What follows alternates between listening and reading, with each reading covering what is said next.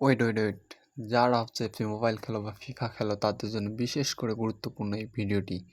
আমরা এই ভিডিওটিতে আলোচনা করব যে সামনে যে নতুন আপডেট আসতেছে, আপডেটটা কেমন হতে পারে বা কেমন ধরনের কি থাকতেছে, কি প্লেয়ার থাকতেছে, কিরকম ধরনের প্লেয়ার থাকতেছে, কীরকম ধরনের ইভেন্ট থাকতেছে এবং আরও বাকি সব কিছু নিয়ে আজকে এই ভিডিওতে আলোচনা করব।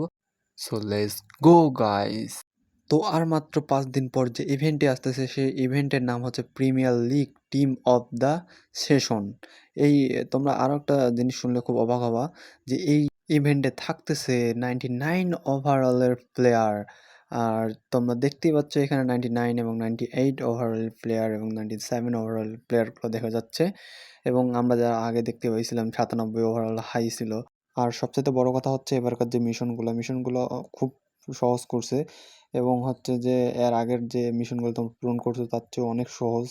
এবং হচ্ছে যে এই ইভেন্টগুলো থেকে একবারে হচ্ছে তোমার 97 প্লেয়ার সহ তোমাকে ফ্রিতে দিবে। সেইখানে হচ্ছে তুমি লগ ইন রিওয়ার্ডে পাওয়া যাবা।